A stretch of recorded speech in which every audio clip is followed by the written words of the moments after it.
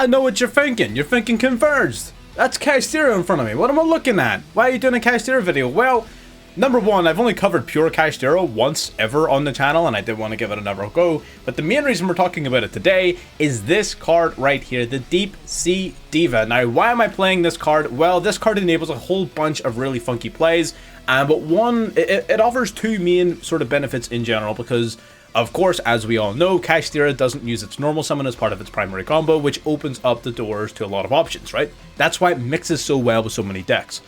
But keeping it pure, I believe the Deep Sea Diva offers a lot of value.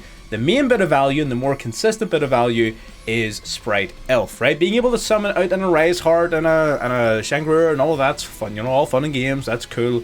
But being able to summon an untargetable Erase Heart, okay, well now Imperm's not an option. Now, Book of Moon isn't an option. Now all of these targeting removal cards that I can suddenly for some reason not think of are no longer going to get rid of it. Does it make it invincible? Of course not, right?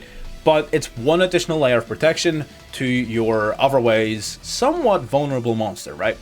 So, Sprite Elf of course is the main point of benefit, but this is the other one, the Stellar WOLFYARET. I don't even know how to say its name, that's how little I see this card. Number one, this art is fucking based as hell. Look at this shit, that's beautiful. And number two, this card is actually busted alongside the Kashtira Erase Heart. Now, why exactly is that? Again, without going into loads of detail, basically this card gains 300 attack every time a monster's effect is activated until it has 4,000. Once it hits 4,000, it can tribute itself to spin all of your opponent's monsters back to the deck, which is absolutely disgusting. You're going to see it in the replays. I've got some replays lined up here to talk about them. But that is absolutely nasty, and it works so well alongside the Erase Heart, because Erase Heart activates every single time a card is banished, which is basically every time a card is played, right? So it gets the 4,000 attack in no time, and then you just spin back their whole board, and you just instantly win the game. Easy as that, right? So I do want to show the deck off. I had an absolute blast. Shout out to Tyson10 in the Discord who helped me come up with the original idea. He was playing some sort of Deep Sea Diva shenanigans with another deck. We jumped on a call, we got it discussing, and this is what we came up with, and it was an awful lot of fun. So, I hope you enjoyed as much as I do. We got a deck profile at the end of the video, sort of talking about some of the decks and combos and plays and cards. Not going into a ton of detail because it's Kashtira. We all know what Kashtira does. We will go into that at the end, but first I've got 3 replays lined up just to show off some of the plays. Let's just get into it. And just a quick note, in case I didn't say it, if you're not subscribed, subscribe. It's free, helps you, helps me, supports the channel, everybody wins. Like the video if you enjoy watching, of course, and let's actually get into the replays. This replay is the duel that convinced me that this is the way to play Kashtira. Now, we're going to try and hit this guy with an Ash Blossom, right? But he's got to cross it. Of course he does. It wouldn't be a nice replay if we just won because of Maxi, right? So what we're going to do is we are going to turbo through his turn a little bit because he is playing just Kashtira, right? So he's going to do all of the standard Kashtira plays that we're also going to try and do ourselves. Of course, we're going to add a bit of a twist, right? He's going through standard combos. There's the Erase Heart, there's the Shangri-La, activating Erase Heart, summoning out the Erase Heart here, Shangri-La locking up our zones, Big Bang, going to bring out the Unicorn, summoning out all of this shit, right? Maxing out his board, summoning monsters to every single main monster zone, even setting himself up a Big Bang as well. Grabbing Theosis there, setting a card, right? And then during the standby phase as well, of course, he grabs another monster, right? He's going to grab himself an Ogre, interestingly, not Fenrir. We're going to start our turn with Fenrir, because of course we are. Fenrir makes the most sense. We're going to activate the search. We're going to grab a Scareclaw Kashtira. We're going to normal summon the Deep Sea Diva to summon another Deep Sea Diva from deck, right? And this puts us in a position where we get 2 options. We can either go Sprite Elf, using our 2 level 2s, which protects us from targeting and protects us from things like the Erase Heart, which would be pretty good and pretty smart, right? That would make a lot of sense. You would think that was a good idea. However, we're going to go for something a little bit more based. We're simply going to try and inflict as much emotional harm upon our opponent as we legally can.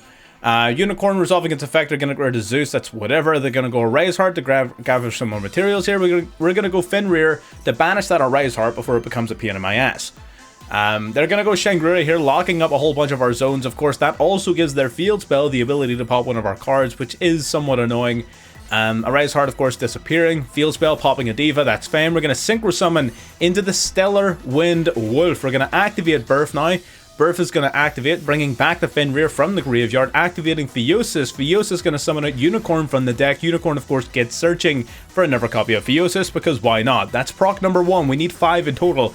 We are going to go into Dark Armed, the Dragon of Destruction, or whatever it is, or Dragon of Annihilation. We're going to use its effect. We're going to pop that Big Bang in the background. We needed to get rid of that early so he wouldn't be tempted to use it, because he would be losing more than what we would.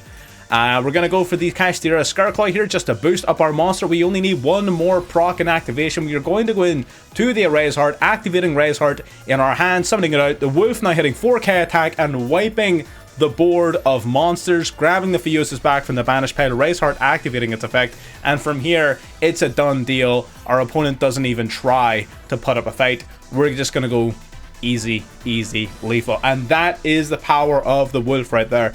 And it's so much more practical in a lot of situations, and the versatility that the Diva gives you, it's just that play and that replay, that's the one that convinced me that, yep, this is how we have to play this deck.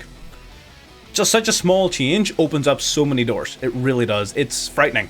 But yeah, that's game number 1. Let's get into game 2.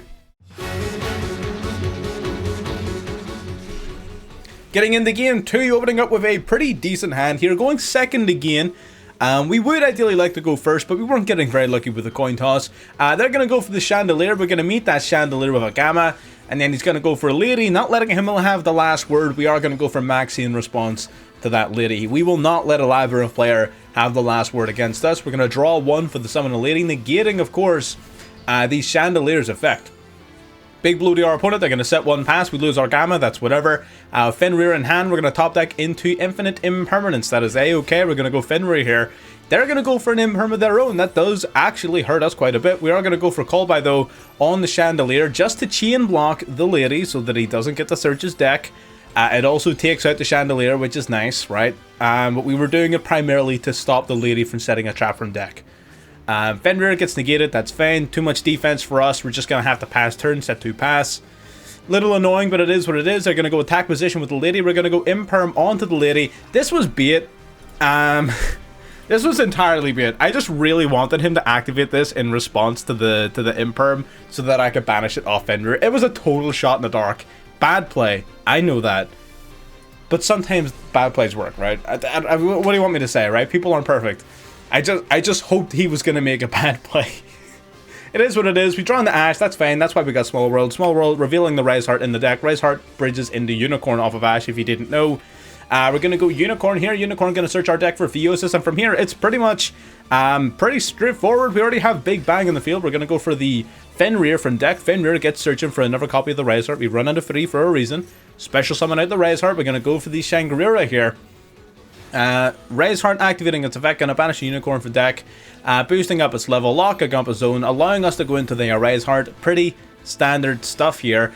Going for Nibiru, though, is pretty annoying. Nibiru, not great for us, not gonna lie, but our opponent also doesn't exactly have a ton of resources. They're gonna have to find a way to get rid of an 8900 defense point token here, and it's not gonna be an easy battle for them. We top deck into Kashtira Birth, which is literally just full combo again, which is insane. And they know that it's full combo again, and they decide they go and pass that one up. They're good. They're finished. There you go. Easy game. Standard Kashtira stuff, you know. We're not veering so far away from the core strategy or taking anything away from the core strategy to the stage where it's being in any way impaired. If you think of Deep Sea Diva as just taking up the slot of hand traps, right? Just like you would if you don't want to play Diva, just play hand traps. Right, they're not taking away from the core strategy, which is what I really like. But yeah, there you go. There's game 2. Let's get into game 3. Alrighty, so getting into game 3 here. Main phase 1, we are actually going first this time, beginning with the Kashtira Birth, going for Rise Heart, banishing Unicorn directly from the deck. We are going to go for Birth, bringing back the Unicorn so we can use its effect to search our deck for Theosis. And we're just going to try and set up a pretty standard Kashtira board here. We're going to bring out Fenrir from the deck, of course. Fenrir going to get searching because it can. Going to grab the Kashtira Scarclaw. Using these two, we're going to go in the Shangri-La. We're going to be met here with a Labyrinth, the Chandelier, which is somewhat annoying, but it is what it is. We're going to go for Unicorn, banishing the Goddess from their deck. We're going to lock up one of their spell trap zones before going into the Rise Heart. And we're going to set 2 and pass. Pretty straightforward stuff. We got an Ash, we got 3 interruptions, we of course have the Erase Heart, which is a pretty big boss monster. We're actually going to go for Ogre here. I can't remember why we go for Ogre. There was a reason though. I can't remember what it was, but there was definitely a reason as to why we went for Ogre. We're going to hit that Extrav with an Ash because the hell no, you're not going to draw 2 cards on my watch. We are going to log up an additional zone here. That's A-okay. So because he banished cards from his extra deck face down, we get to lock up an extra zone. He's going to go for Ariana here. Ariana, going to hit it with an Imperm because I really don't need to be dealing with that. They're going to go for Big Welcome here, otherwise it would be negated, so it is smart that they use it now.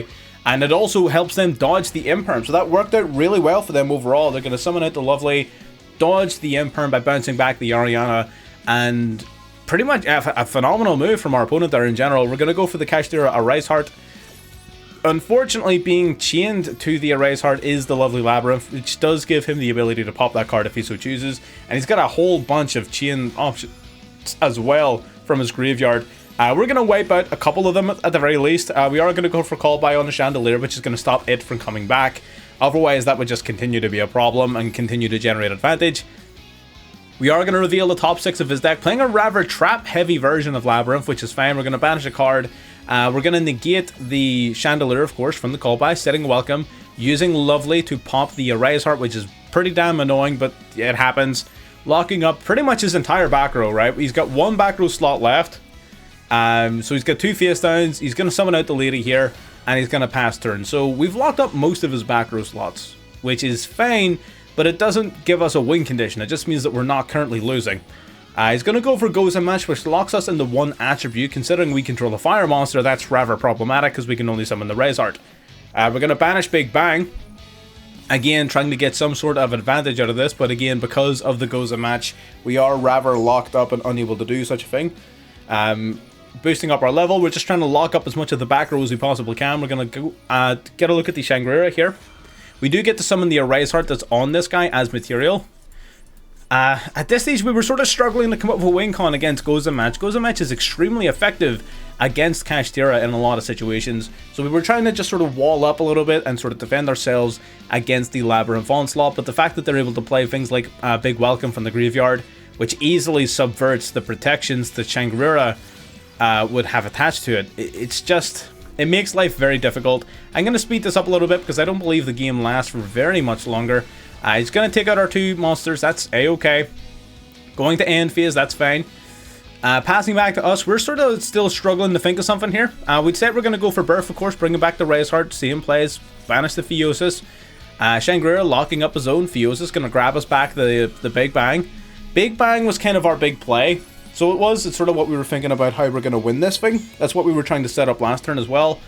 So we are just going to pass here. We probably should have attacked Muckraker, but it is what it is. They're going to go for Unicorn. Unicorn's a problem because Unicorn is going to give them the out they need Shangri-La. Shangri-La is kind of what was keeping us in the game here by locking up all these zones. We're going to respond with Big Bang because we can. We're going to get rid of the Shangri-La, the one he targeted, because we were going to lose it anyway. Into the battle phase here. Battle phase set 3 with Goes and Match and Lovely on board is just super tough. We're going to start with the Scarclaw Kashtira here. We probably should have held off on that to summon Fenrir. It is what it is. We're going to normal summon the Fenrir anyway because of Birth. They've got the Welcome there, summoning out Kuklok. We're going to go for Fenrir here, activating its effect to search. Big Welcome now going to be activating to summon out a Lab card from the deck. They're going to summon out another copy of Lady. Bouncing Kuklok back to hand. They're going to grab the Telements Kashtira now, which of course again we can't summon because it goes a match. We're sort of still locked up pretty tightly. And their monsters are simply too big. If I'm being honest, they're going to pop the Fenrir off the Lovely. That's fine because we can just bring it back off of Birth anyways. We're going to swing into the Torby. We're going to use Fenrir here. We're going to banish that Goes and Match so it's not locking us up and not preventing us from going any further. We do crash into Lovely. I can't remember why. Oh, we do. We crash into Lady so that its effects are negated until the end of the turn. Which I can't remember if we had a play for getting rid of it or not. I'm pretty sure we did though. We're going to banish Theosis here. Going to grab the Big Bang. Kashtira, Telements Kashtira, of course, activating its effect as well. Looking at how small our opponent's deck was, we didn't really decide to go too closely for that because we don't want to give them too much more resources for their graveyard, right? We do decide to go in the Dark Arm though, so his Lady is not currently protected and cannot respond to our cards because we negated it off of our Scarclaw Kashtira. Gonna detach a bunch of materials, popping a bunch of cards here. We didn't pop the Lady Labyrinth, and I can't remember why. We probably should have, if I'm being honest. But it is what it is. They're going to get rid of our Dark Armed anyways. And I believe that was probably a mistake there. I'm not sure if there was something protecting this, or if I had misunderstood something. I suppose someone in the comments below. It's been a little while since I recorded this game. But yeah, we're going to go for Welcome Labyrinth. We're going to hit that Welcome Labyrinth with an Ash Blossom. Just trying to keep ourselves in the game, even if just a little bit. Even if it's just copium, holding on by strings for dear life. Going into Chaos Angel here. Chaos Angel and Keldo, going to banish our Kashtira Birth, which is basically our final lifeline, 1235 to the face. While we're technically still alive, we don't exactly have a fantastic way of getting back into the game, considering the amount of resources in play. Top decking Driver just seals the deal. We set Ash Blossom in the hopes that, again, Copium, he attacks with this or first and needs to get rid of it. But again, he summons out the Charmer. Now he's definitely got enough attack points to take us out. So we end up... Oh, that's right. He summons our Rise Heart, and we're able to Big Bang because he summons our Rise Heart. But again, he's just going to start building up materials here, taking out the Ash Blossom. We actually do manage to survive another turn. But as I'm sure you've probably gathered by now, it's not going to matter. We're facing down our own biggest boss monster, our most powerful ace in the hole we're currently looking at. We're going to go for Birth. Keldo is going to return a bunch of our cards back to the deck.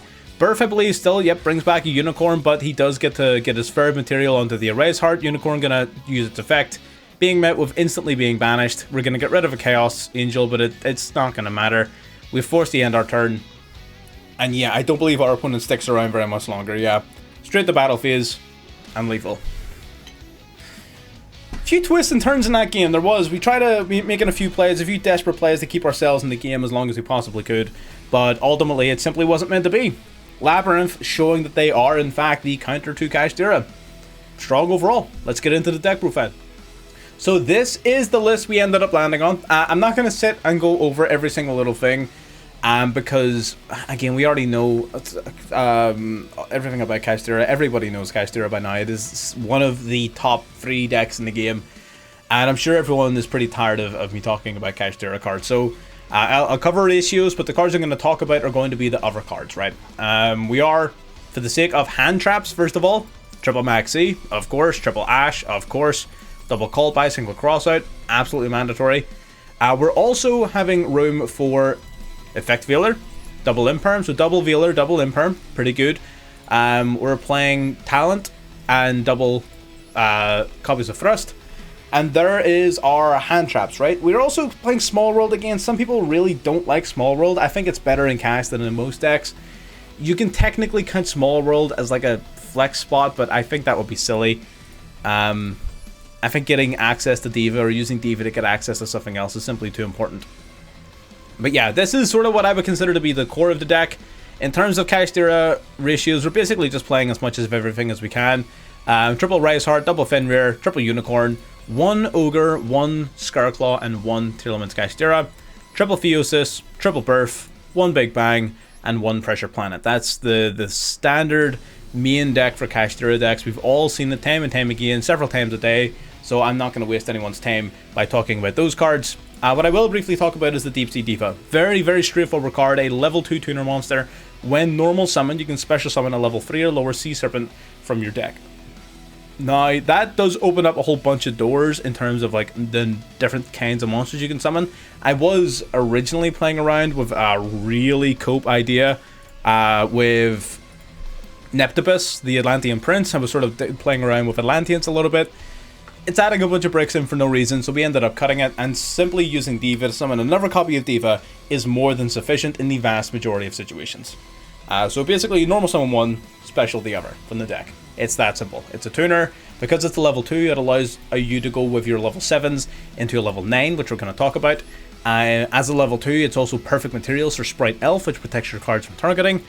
Everything about it just works in the deck. And your deck doesn't use its normal summon normally, except on maybe Pathfinder. Planet Pathfinder, maybe you could consider being a normal summon for the deck, for sure. This is definitely a very solid card. But other than that, again, there's no like core normal summon, so you can do whatever you want. My back's really itchy, by the way. But yes, Getting into the extra deck, we do, of course, have the ability to play a sort of wider range of cards. This is the main benefit of the, well, this and Elf are both the main benefits. This card's nuts. You saw it in the gameplay, I talked about it at the beginning, but just to recap, and this card starts with 2500 attack, it gains 300 attack per monster activation, and once it gets to 4000 attack, you can shuffle both this card and all monsters your opponent control back into the deck as a quick effect. That is insane. You can do it during your opponent's turn, do it whenever you want. It's incredible. And because it shuffles itself back, you can simply do it again later, right? It's just really good. Everything about this card is just really good. I just love this card. And because of the way the Erase Heart works, the Erase Heart, I'll talk briefly about it and I'll explain the synergy. Erase Heart, so long as it's on the field, every time a card would be sent to the graveyard, it is instead banished. This card, once per chain basically, when a card is banished, will activate to grab one of those banished cards. Now that is not once per turn or anything like that, that is every single time a card is banished. So this is going to activate a dozen times a turn, which means you will easily get this guy to 4k attack every single time. Without fail, it is not a problem. You will easily get this guy to 4k, and you will easily have a quick effect, wipe the whole board, and it's shuffled back into the deck. It doesn't target, it doesn't destroy, it doesn't even banish. It doesn't send it back to hand, it's to the deck. That is like the most detrimental form of removal in the game, other than maybe banished face down. It's just incredible, everything about it. I just love it. And the only other alterations we made to the deck would be the inclusion of the Sky Cavalry Centuria. We include this because it can't be destroyed by battle. You can summon it off of your Deep Sea Diva. You can use this, swing into one of their cards, go into Downer Magician, and then go into Zeus. Alright, so it means that we've also got a Zeus line that stems directly from the Deep Sea Diva. Everything else is bog standard Kashtira. We've got the Big Eye, Dracosac, Dark Armed, Double Shangri-La, Triple Array's Heart. We got the Expertly Happiness to counter Makonko. Zeus, of course, is pretty damn standard. And then Sprite Elf is the only other addition. So Sprite Elf will protect anything it points to from targeting. It also allows you once per turn to bring back a level 2 monster, which means your Deep Sea Diva, so you can actually use 2 Divas to go into this, and then use it to immediately bring back a Diva for a Synchro Summon, right? If you have a spare extender. Which, you know, isn't super rare, right? If you open up a Rise Heart, if you open up with Rise Heart in hand or something like that, you can use your Fenrir search for something like a Scarclaw Kashtira or a Tiddlywinks Kashtira, and hopefully set something funky up, right? If you haven't already Exceed locked yourself. But that's the deck. Again, whole bunch of plays can be done. I'm sure somebody out there can figure it out better than I can, but I had an absolute blast playing this deck. Let me bring up the full list again here. It was so fun. Where are we? Here we are. It was an absolute blast. So if you're interested in an alternative way of playing Kashtira, maybe if you're interested in playing some funky new cards, pick it up, right? It's a lot of fun. You might as well. But that's pretty much everything I've got to say. If you got this far into the video, absolutely subscribe. It is free, it helps me, it helps you, everybody wins, and it shows support for the channel, which I appreciate. You can like the video if you enjoyed watching it, of course, and you can join the channel as a member if you want to show additional support, as well as getting directly involved in the creation of content for the channel in the future. So that's everything I have to say for today, and I'll catch you tomorrow. Bye bye.